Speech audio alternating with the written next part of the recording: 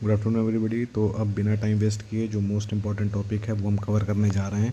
Topic का नाम है लैंड रेवेन्यू सिस्टम। ठीक है, टॉपिक का नाम है लैंड रेवेन्यू सिस्टम और मोस्ट इम्पॉर्टेंट है। हमेशा हर एग्ज़ाम में इससे क्वेश्चन पूछे आते हैं 3 तरीके के: ज़मींदारी परमानेंट सेटलमेंट, रैयतवाड़ी और महलवाड़ी। इसमें दिक्कत ये आती है कि लोग कंफ्यूज रहते हैं, क्या एरिया है, क्या किसमें क्या क्या होता था।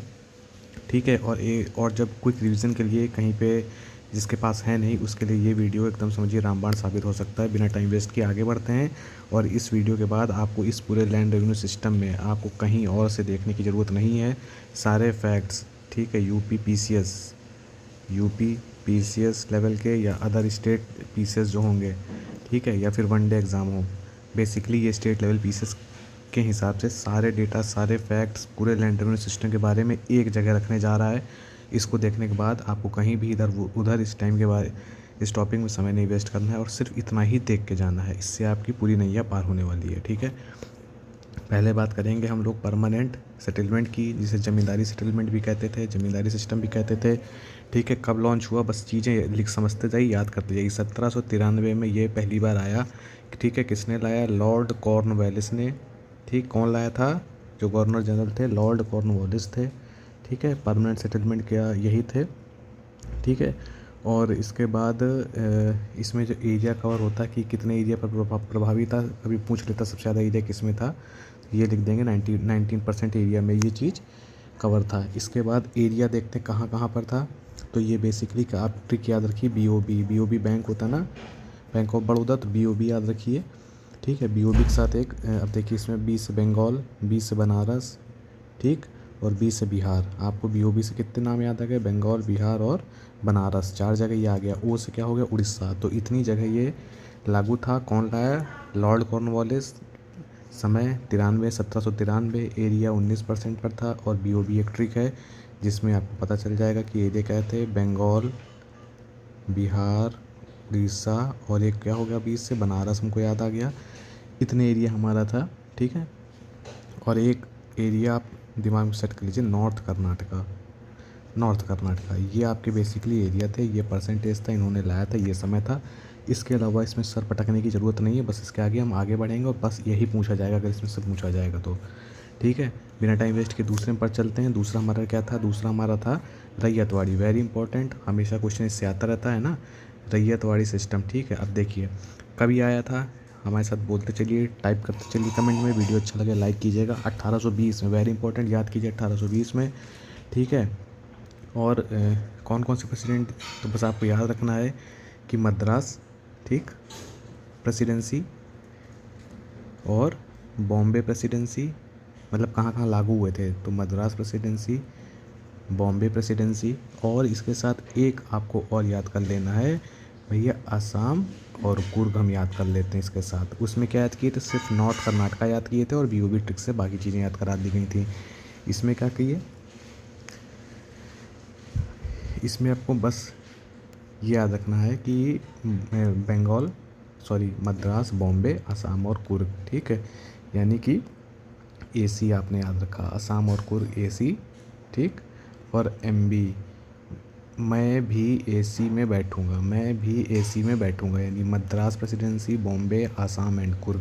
ये याद हो गया, ये समय याद हो गया। ठीक, इसके आगे और फैक्ट इसमें काफ़ी हैं तो वो देखते हैं। और इसके अलावा फिर से बता दें, समय बिल्कुल नहीं वेस्ट करना है। इसमें थे लॉर्ड कॉर्नवालिस। इसमें आपके गवर्नर जनरल क्या आ जाएंगे? लॉर्ड हेस्टिंग, लॉर्ड हेस्टिंग याद रखिएगा, लॉर्ड हेस्टिंग इसमें आ जाएंगे। उसमें कॉर्नवालिस थे, इसमें लॉर्ड हेस्टिंग आ जाएंगे। ठीक है, वेरी इंपॉर्टेंट। आगे फिर और फैक्ट देखिए, इसमें क्या होता था, जो गवर्नमेंट थी, जो ईस्ट इंडिया कंपनी थी, वो क्या दे देती थी? पट्टाज। आपने गांव में सुने होंगे कि पट्टा ले लिया है, तो ये पट्टाज दे देती थी किसको? रैट्स को, है ना, जो लोग खेती किसानी करते थे उनको क्या देती थी? पट्टा दे देती थी। तो ये याद रखिएगा, पट्टा का जिक्र किस में है, तो वो है रैयतवाड़ी सेटलमेंट में। ठीक है, इसके बाद आपको याद रखना है लॉर्ड हेस्टिंग थे, लॉर्ड हेस्टिंग थे इसमें। ठीक है, ये चीज़ हो गई। फिर इसमें आपको एक फैक्ट और याद रखना है कि रैयतवाड़ी नाम है, ट्रिक देखिए सुनिए। रैयतवाड़ी है, रायता कहते नहीं, रायता फैल गया, रायता फैल गया तो सबसे ज़्यादा अब जैसे रायता गिरता है तो रायता देखिए फैल जाता है सबसे ज़्यादा, तो सबसे ज़्यादा एरिया जो है सबसे ज़्यादा एरिया में यही फैला था, यानी 51% एरिया की अगर बात की जाए। ऊपर में कितना था परमानेंट सेटलमेंट में, उसमें था 19%, इसमें कितना है, इसमें है 51%, 51%। ठीक, तो रायता फैल गया, सबसे ज़्यादा रायता गिरता है तो फैलता चला जाता है, कहते हैं ना रायता फैल गया, तो 51% पे ये हुआ। ठीक है, एरिया आपको बता दिएगा। मैं भी बैठूंगा एसी में। मद्रास प्रेसिडेंसी, बॉम्बे प्रेसिडेंसी, असम और कुर्ग। समय वेरी इंपॉर्टेंट, समय समय समय ये लिखा हुआ 1820, आपको याद रखना है 1820 में ये था। इसके ऊपर हो रहा था 1793 में परमानेंट सेटलमेंट जिसे हम कहते हैं। ठीक है, अच्छा परमानेंट सेटलमेंट तो आपको पता चल गया किसने लाया था। ठीक है, कॉर्नवालिस वाले ने। अच्छा, इसको किसने लाया था, तो इसको भैया लाने वाले जो थे वो थे थॉमस मुनरो। ठीक, और कैप्टन रीड। ट्रिक देखिए, रायता खाने का मन है ना, रायता खाने का मन है, मन से क्या हो गया, मुनरो, थॉमस मुनरो। रायता खाने का, आज रायता खाने का मन है तो मन से हो गया मुनरो, साथ में आपने याद कर लिया कैप्टन रीड। तो कैप्टन रीड और थॉमस मुनरो से आपका काम इसमें यहाँ पर क्लियर हो गया। ठीक है, ठीक है, रायता खाने का मन हुआ तो मन से क्या हो गया, मुनरो, और कैप्टन रीड आपने याद कर लिया। तो क्या याद कर लिया, थॉमस मुनरो और कैप्टन रीड ये दो लोग ने इसको क्या किया था, इन दोनों लोग ने इसको लेकर आए थे। ठीक है, और इसमें पट्टा वाली चीज़ याद रखनी है, ये पट्टा वाली चीज़ गवर्नमेंट जो पट्टा देती थी राइट्स को। ठीक है, लॉर्ड हेस्टिंग थे, ये एरिया थे। मैं भी बैठूंगा इसी में, बॉम्बे, मद्रास, असम और कुर्ग। समय 1820। ठीक है, इसके बाद देखो इसमें आपको एक चीज़ और याद रखनी है कि इसमें जो टैक्स था ना, जो टैक्स था वो रिवाइज़ होता रहता था, फिक्स नहीं होता था। ठीक, वो रिवाइज़ होता रहता था पीरियोडिकली। ठीक, ये याद रखना है कि टैक्स जो है पीरियोडिकली रिवाइज़ होते रहते थे, और 50 से 60% तक टैक्स चले जाते थे, 50 से 60% तक। 50% जो होते थे वो ड्राई लैंड में, और 60% जो होते थे वेट लैंड के लिए चले जाते थे। 50 to 60%, कितना ज़्यादा टैक्स था।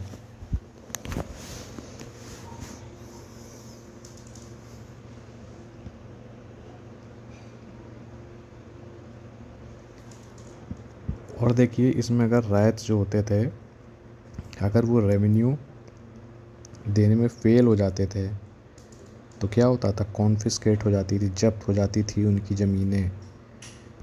इतनी चीज़ें इसमें बस आपको ध्यान रखना है। एक तो ये कितने परसेंट टैक्स है, कौन लाया,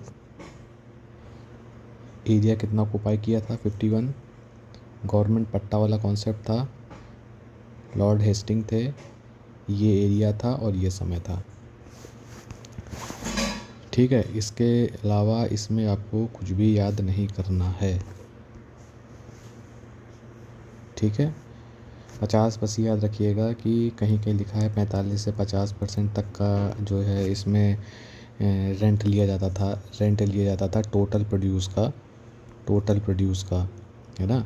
और कहीं कहीं लिखा है कि 50 से 55, कहीं लिखा है 50 से 60। तो बेसिकली आप ये याद रखो कि 50 से 60% तक इसमें टैक्स लिया जाता था। ठीक है, तीसरा हमारा कौन सा है, तीसरा है हमारा महलवाड़ी। ठीक, तीसरा है हमारा महलवाड़ी। ये एग्ज़ाम पर पर्सपेक्टिव से रिवीजन की क्लास है, इसलिए हैंड राइटिंग को आपको समझना होगा। ऑडियो सुनिए और जो लिखना है उसको नोट कर लीजिएगा। ठीक है, कौन लाया, अच्छा ट्रिक, महल में क्या लगते हैं घर में, मुजैक। तो महलवाड़ी को किसने लाया, मुजैक लगते हैं ना, मैकेंजी। ठीक, यानी कि हॉर्ट मैकेंजी, मुजैक से याद रखिए मैकेंजी, मुजैक से मैकेंजी। ठीक, हॉर्ट मैकेंजी हो गया।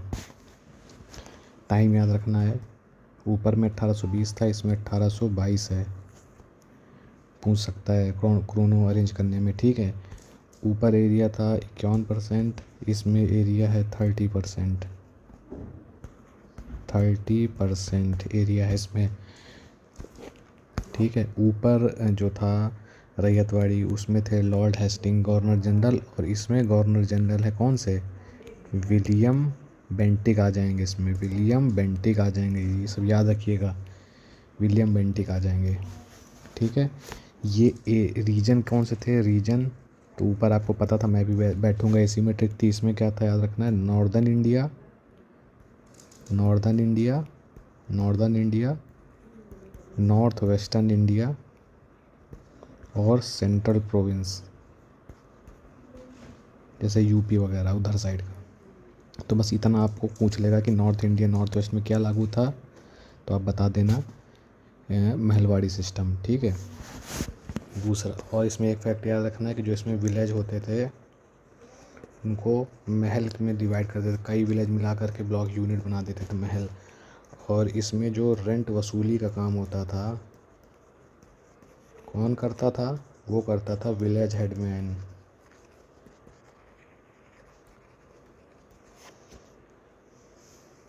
ठीक, इसमें विलेज हेडमैन। लेकिन एक चीज़ और फैक्ट बताना भूल गए, इसमें जो था आपका रैयतवाड़ी में जो टैक्स कलेक्शन होता था ना, टैक्स कलेक्शन जो होता था ये डायरेक्ट होता था। डायरेक्ट जो है रैयत जो है पे करता था, ईस्ट इंडिया कंपनी को कह लीजिए या गवर्नमेंट को डायरेक्ट पे करता था।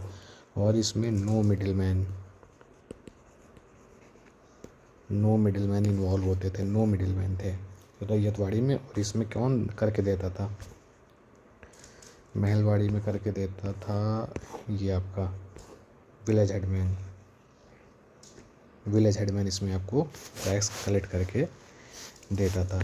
और जैसे ऊपर वाले में टैक्स रिवाइज होता था, इसमें भी जो टैक्स है वो फिक्स नहीं था, वो रिवाइज होता रहता था पीरियोडिकली,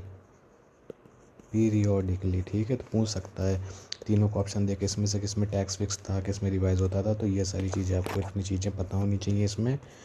समय 1822, area 30%, governor general Bentinck, region ये नॉर्थ वेस्ट सेंट्रल, महल में डिवाइड करके विलेज को, और रेंट वसूली विलेज हेडमैन। इतनी चीज़ें आपको याद करनी है, इसको रिवाइज कर लीजिएगा। धन्यवाद।